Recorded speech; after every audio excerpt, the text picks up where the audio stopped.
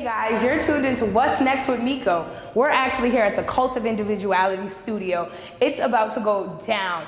Downtown Manhattan, stay tuned, New York, we're here. Actually, we're waiting for Ron. He's gonna come, let us in and take us on a dope tour of the studio, so stay tuned. What's up? Hey Ron, how are you? Yeah. Thanks so much. Thanks so Nice to much for see coming you. through. Come on in, everybody. Hey, my name's Ron Poisson. I am the owner, creative director at the brand Cult of Individuality.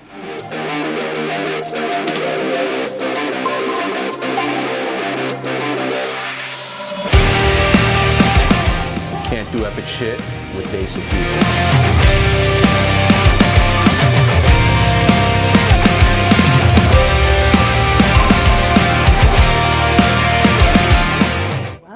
Nice. Thank you. Nice. Thank you. Welcome to the lab. Thank you. Thank you.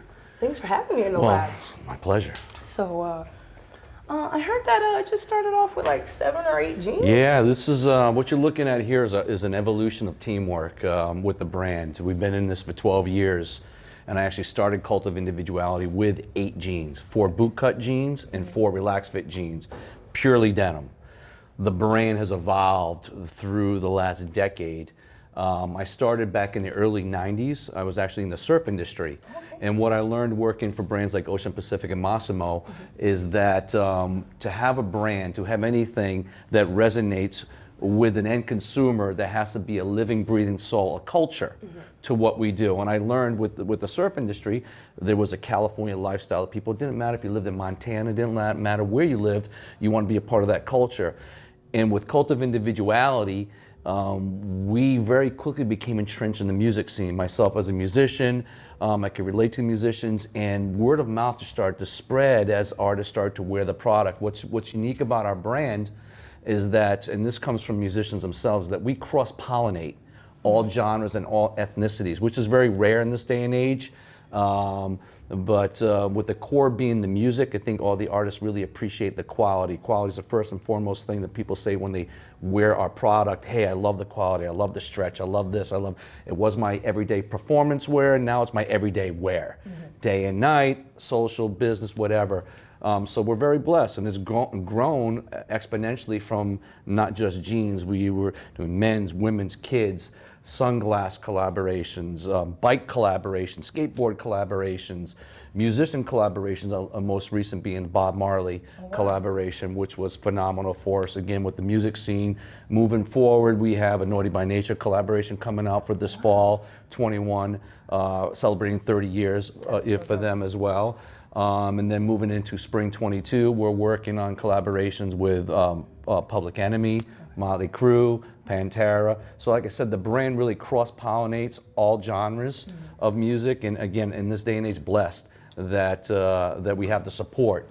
So take us around a little bit. Well, so with this being said, as you kind of look around this showroom space, it's very, very music driven. We have photographs that are Michael Tannenbaum that he took in the City Legends. The product that you're looking at here on this wall, this is our Fall 21 capsule. It's pretty extensive. We have probably about 220 SKUs that will ship between July and December. The first components that you guys are looking at as you look through this here, this is what we call our core product. So these are things that we'll keep in stock all the time. So it might be, and you're seeing some novelty things, that we have fun with, whether it's the bathrobes,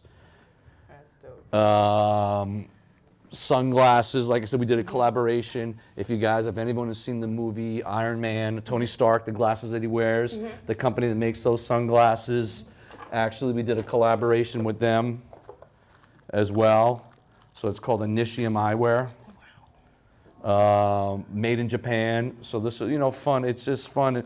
When we did 2 glasses with a rose lens, because I wanted the artist to be able to wear it inside and outside, night and day. So this was a fun collaboration that we did as well. In regards to the product, again, there's a little in here for everybody. It's a very eclectic brand in that, again, very music driven, but very embellished driven with, rhinestone studs, prints, appliques, embroideries.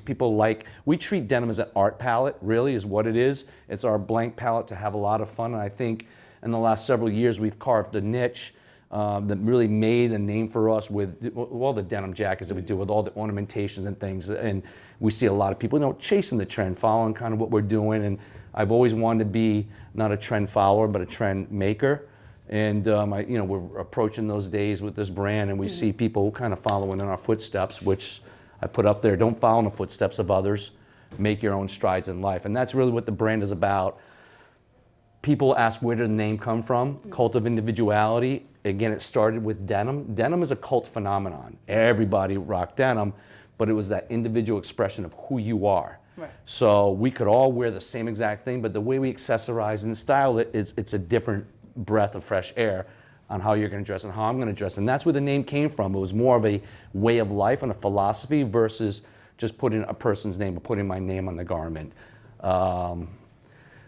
One of the best things that ever happened to us as a brand, again, the brand's been 12 years in the making, the logo, which we affectionately call the Shimu-chan logo.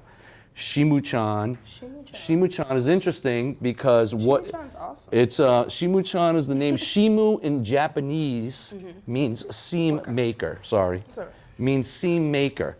The Japanese will add the word chan as a term of endearment to the end of phrases. So we created the word Shimu-chan. The logo came from originally, I'm in a band, and the name of my band is Fools for Kings, and I was sitting there drawing. I tried for years, 10 years, to come up with a logo for the brand because Cult of Individuality is a mouthful. Right. So most people would affectionately call it cult. I rock cult. I wear cult. But I wanted an icon that became symbolic with the brand without having to say cult. Right. And that's where this came from. When I drew it from my band Fools for Kings, I drew the crown and the face and the eyes, and I was like, wait a minute. That's the icon. I sent it to my marketing, sent it to my PR, my sales, and everybody loved it. So it really revolutionized the brand for us. We went from being a 75-80% denim brand to a complete lifestyle. 40% of what we do is denim now, and 60% being everything else. The logo likes to be adorned on everything by our consumers, so we've done that program where we'll do, heavyweight, 420 gram, and I would liken it back to the old days with Champion. Everyone wore those heavyweight Champion sweatshirt, and that's what this is. You'll see messages adorning all the clothing, always creating, always connecting. That's what the brand is about. Again, entrenched in the music culture, we try to organically work and communicate and nurture that community. So we work with so many artists from the top tier to the middle to the lower tier. We try to organically help artists in the music scene, all genres, get their music out and give them a platform or a place to come and showcase and to connect. And that's what we do as a brand. People will come to this office all the time to sit, shoot the shit, hang out at the table. We've built this space, and I'll walk you around a little bit differently later. This component, the side that we're on now, is all the clothing. Okay. But because we're so entrenched in the music scene, we built this entire other side, which is our artist activation side, with a full back line for bands to perform, a bar, a photo studio in the back, which they're shooting in the back. It's a little messy back there, but I'll show you. But the brand is growing. All of this is core, basic. And there's, again, the logo. Do you have a particular piece that's like, you're like, I love this. This is like. I have a personal piece that I love. What is that? There's a couple of pieces. One that I adorn and wear, and everybody when they come into the space tries on, is our faux fur pea coats, which is phenomenal. Any person that puts this jacket on instantaneously feels like a star when you're walking. My wife doesn't like me wearing it outside because people stare at me. She doesn't want the attention. She's a little more introverted than I am. But great piece. But again, what I think separates our brand from other brands is what we've done with the jackets and so forth is doing things like this, right? So, and really embellishing. This is a moto silhouette with the leather detail and the zipper detail, zipper fronts. Treating the denim jackets has really been, like I said, our palette that has separated us from other brands. There's another really cool piece in the back, the denim jacket. So this jacket here, you zip the sleeves off, you can turn it into a vest, the stud detailing. And so who's your designer? Who do you collab with or work with? I have, everything's done in-house. So it's myself, and I have two other gentlemen that are integral parts of what we do here. My friend Angelo Rosa, who works in the office here. Funny, he grew up in Rhode Island. I grew up in Rhode Island, so it's funny two Rhode Island guys being here in New York. He has really grown with the brand the last 3 years and been also instrumental in what we do. And then I have another guy, his name is Gideon, who lives on the West Coast. He's the magician. We call him magician. Everything graphically speaking, when you see all this stuff, is the magician taking our concept. So right now, everything that happens in this space is 3 of us. Wow. But that's not, the design is not the only component of the brand that makes this work. Our sales team, my sales manager, my sales team, my marketing team, my back-end warehouse, all my warehouse and back-end is all based out of California. That's where everything comes in there. Every component is as important. My manufacturers, the fact that we're able to do things that we're doing to the degree of difficulty and elements with studs and patch and embroideries and prints, you have to have the right factories that can do these type of things and also do it at an affordable price.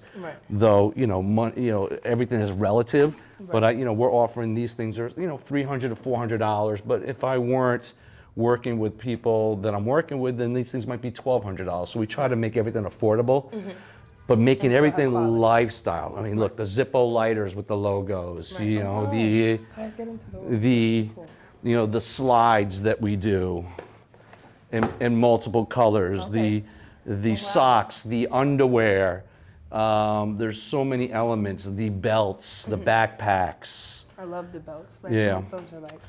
Those are so swaggy. You guys are getting actually a remote sneak peek. This stuff's not even, you guys are lucky, shouldn't be on camera, but we're on camera with, these are prototypes for spring 22. Wow. That we won't be launching until July. So this stuff is all coming in. If you come over to the other side of the wall, the way the space, this is all prototypes that are in here too. So again, you see the way we embellish these denims. You'll see the space, you see the bike. We did the collaboration with SE Bikes, one of the oldest U.S. bike companies in the country. They spearheaded a movement called Bike Life, and I was introduced to them. I was introduced to them because they thought there was symmetry in their customer. And I was like, let's do it. So, the bikes, the skateboards, the surfboards, I'm working on trying to get a headphone collaboration going. We're also, which is exciting, we're gonna work on we're finishing up now, we're doing our own strain of cannabis coming out as well, which is exciting. I can't explain more about it, but stay tuned. It's with an amazing individual and company based out of California, so that's going to be very cool. So for us, it's always building on the culture. We're working on a beer collaboration with the microbrew right now as well. So a cult beer. So it's always about how can we evolve and make this a community, a cult, no pun intended, that people like, I want to be a part of this. I aspire to be a part of this community that's nurturing artists, is bringing all these different things that I can relate to. That's what it's got to be. It can't be just about clothing, which is what we built this brand on, the clothing, but it's more than that. It's the living, breathing soul that for me has been the focal point of what we do as a brand. Not to diminish anything, because I think what we do as a product is phenomenal. But it's that heart, it's the blood that pumps through that makes everything to me special in what we do. Right. I wanted to know, so when you had that time in your life where you had to decide, like, I wanted to do music because I know you're a lead singer of your band, or was it fashion? What was the pull? There was never a choice between music or clothing. I mean, clothing was always going to be my career choice. The music was a creative outlet for me. Really, it was for something to me to do that didn't carry the burden of providing to being the thing that pays the bills. I needed something to offset what this is. So the band thing, though it's growing into different things. Like I said, I just did a collaboration, 2 songs with members from the bands Evanescence and Bad Wolves, which was a product of my relationships with them and COVID and artists being downtime, being able to do so things. So we did 2 songs with them, and that's now opening opportunities for other collaborations with other artists and making a cult mixtape and having the whole thing going with me on it vocally. But it's just, again, just the culture, just the building the culture around everything that we do. I think what happens when people come into the family, there's a sense of warm and welcomeness and instant, like, I feel like I've known you forever. Yeah. And I think that's the energy, and I think that attributes to everybody that's in my family, whether it's my blood family or my extended family, which is what this brand is. So, all right, thanks so much. Yeah.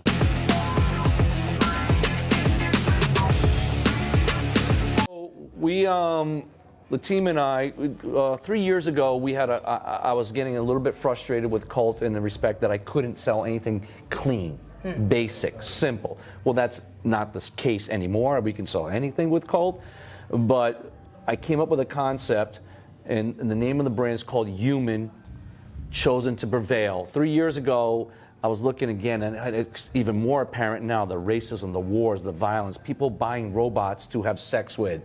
Can we get back to our core humanity and what it means that we're all the same people? Let's do things. So that's what this message of this brand is, and that's what the slogan is on the sweatshirt. One race, human race, chosen to prevail. This brand is different from Cult's. It's heavyweight. Yeah. Well, that's like the warm, like you just, But you feel that, but then you feel something like this piece here, which is very buttery soft, very contemporary feel to it. Yeah. Simple. Ooh, that's smooth. That's like out, you know, you throw that on for, you know, a little brunch on the rooftop. Nice. Swaggy. That's fire. So it's simple lines. It's about the fabrication. It's about the silhouettes with certain things that we do, tying in, you know, with the footwear, the lace jackets, the lace jean, the matches back. This capsule, this brand is not intended to be the same size and scope as Cult. Cult, we ship every single month. It's 40 SKUs a month. This we're going to ship 6 times a year. Keep it limited, keep it special, and just kind of grow, and just, even if it starts a waterfall, I don't want it to be a monster. I want this to be a very hits, sold out, hit, sold out, and do it. So, but that's tough. Yeah, so that is the Human brand. That is fire. As well. I love that. That's so nice. You guys get into this. Get into the Human brand. Okay. Now that's so dope. Oh, that's fire. So you guys want to check out the other side. So, you know, I've shown you the product. We talked about everything that happens on this side. The other part of this brand is, again, the community and the organic outreach and the activations that we do in collaborations with not just musicians, but it might be artists, you know, featuring stuff. This is a friend of mine from Cuba. It's made with all the newspapers from Cuba, and he put the coffee beans from Cuba and brought that in. So we're going to do things on the other side, whether it's art exhibits featuring artists, comedy shows, podcasts, album release parties, performances. But you come, basically, this is business in the front, a little party in the back. Come with me. In the back. Come with me. It's messy now because we're shooting. So this, we're calling this the Cult Lab. It's the creative energy. So, you know, we have our little loungy area for people to come and chill out. You walk around. It's a full back line here for artists to to come in and do things. I want to be a stop when artists are on tour and they're coming into New York and they're going to their record labels and they're going to Sirius XM or whatever. I want this to be a stop where we create content and create organic events for them, maybe for VIP events for listeners and so forth. So that's here. You have a podcast right now? We were doing our own Cult Sessions podcast during the quarantine. That was phenomenal. I got a little burnt out with it, so we took a little break, but we're going to re-engage the Cult Sessions again, which will be housed back here. Okay. You'll see right now we're shooting lifestyle shoots for our fall holiday collection, which was on the other side. Okay. I wanted to build here. Is the music too loud for you guys? I wanted to build a self-sufficient space, so I didn't have to go pay to use a photo studio from somebody else. I could just do it all in-house here. The bar is a little messy right now, but we have the bar, that's some of your models. the stage. Brought my motorcycle. It's too loud? Too loud? All right.